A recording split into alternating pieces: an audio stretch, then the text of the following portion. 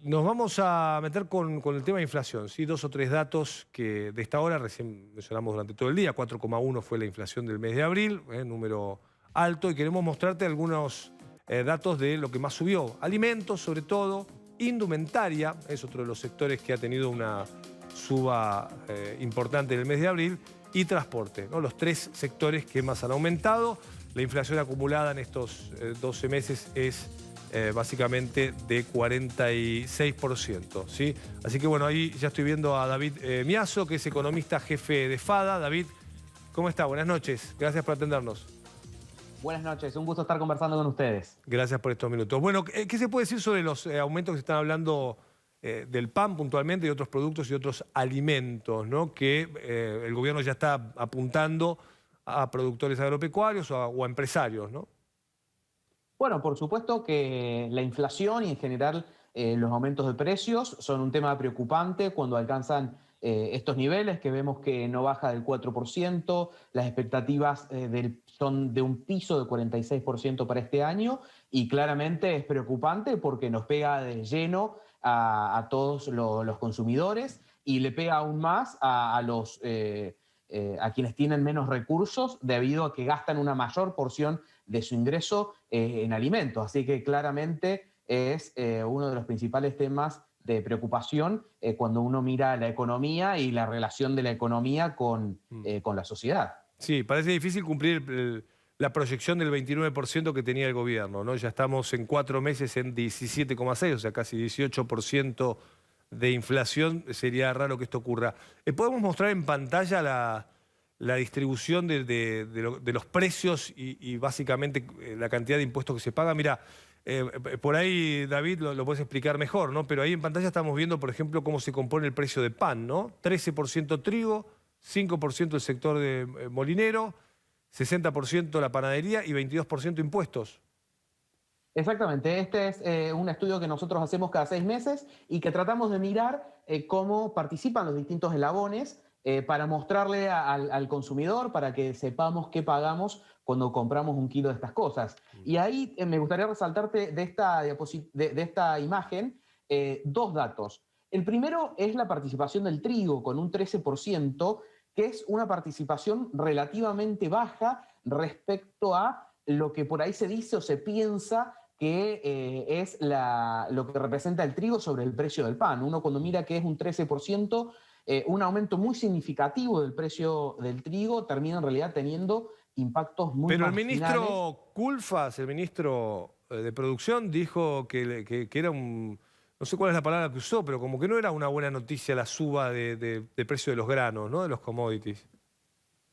Tal cual, por eso te estaba haciendo hincapié sobre este dato, porque cuando uno realmente mira, por ejemplo, trigo más molino, que en realidad estamos hablando de la harina, cuando sumamos esos dos eslabones, pesan menos que los impuestos incluso. Si uno dice, el trigo tiene una participación del 13% sobre el precio del pan, el trigo puede aumentar un 10, un 20%, supongamos un 20% su precio, y el impacto es de un 2,6% en el precio del pan, cuando la inflación mensual viene estando arriba del 4%. Entonces estamos hablando de que en el caso del pan, un aumento del 20% del trigo podría generar el equivalente a 2 semanas de inflación. Después tenemos el resto.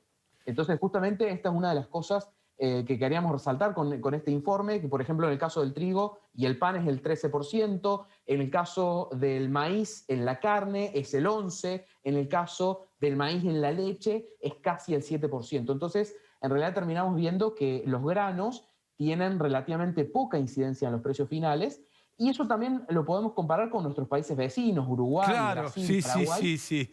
Ahí se cae todo, ¿no? Ahí es donde se cae la máscara, ¿no? Del gobierno. Decir, básicamente, esto es una locura, porque digo, Brasil produce más soja que nosotros, o también se está beneficiando con la suba de precio de los granos, y sin embargo no han tenido la inflación que tiene Argentina, lo mismo para Uruguay o para Paraguay, o incluso para Estados Unidos, ¿no? Digo, por hablar de grandes Exactamente. productores. Uruguay, Paraguay, Brasil, por nombrar vecinos nuestros, Sí. son grandes productores y exportadores de productos agropecuarios como nosotros. En primer lugar, sus niveles de inflación. La estimación de Paraguay para todo este año está en el 3,3%. Claro. la de Brasil en el 4,5% y la de Uruguay en el 7,5%. Ese es el primer punto. Después, en segundo lugar, no se ha dado ninguna discusión hacia dentro de estos países de que los mejores precios internacionales impacten en los alimentos. Y el tercer punto es que nosotros realmente tenemos precios de los granos mucho más bajos que nuestros vecinos. Considerando solo el dólar oficial, sin tener en cuenta la brecha cambiaria, nuestra soja vale un 33% menos de lo que vale en Paraguay, Claro, Uruguay o Brasil. tenemos retenciones. Nuestro trigo y nuestro maíz un 12% menos por efecto de las retenciones. Claro, tenemos retenciones, claramente. Bueno, ahí se cae el argumento, ¿no? de la responsabilidad del aumento en el precio de los alimentos. Clarísimo. David, ¿algo más para agregar?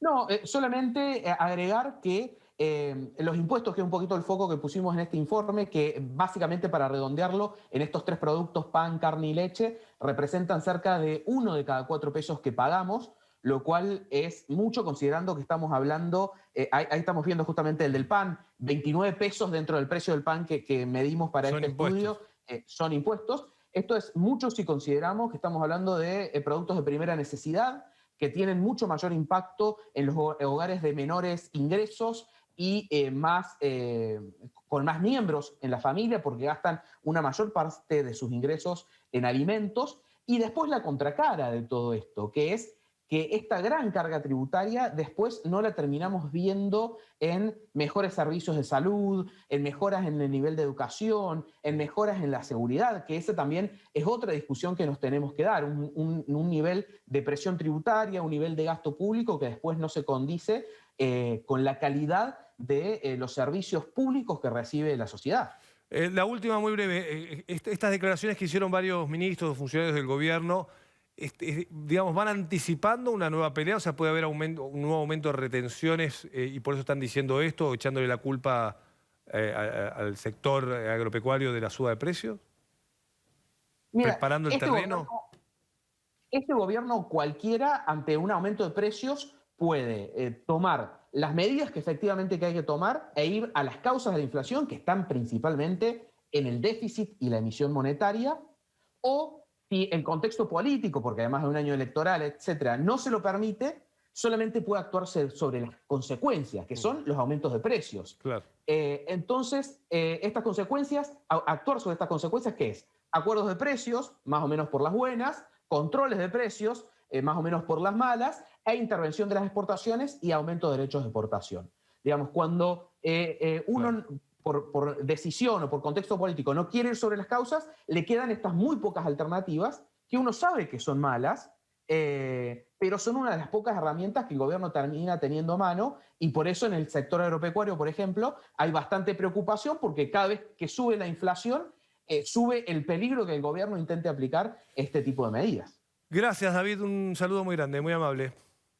Un gusto conversar con vos. Bueno, esto casi no es tema en el mundo, ¿eh? En la Argentina es tema todos los días la inflación, todos los meses. Hoy tuvimos el dato del INDEC, ¿no? El dato oficial. En el mundo no es tema, está resuelto. Pausa muy breve en TN.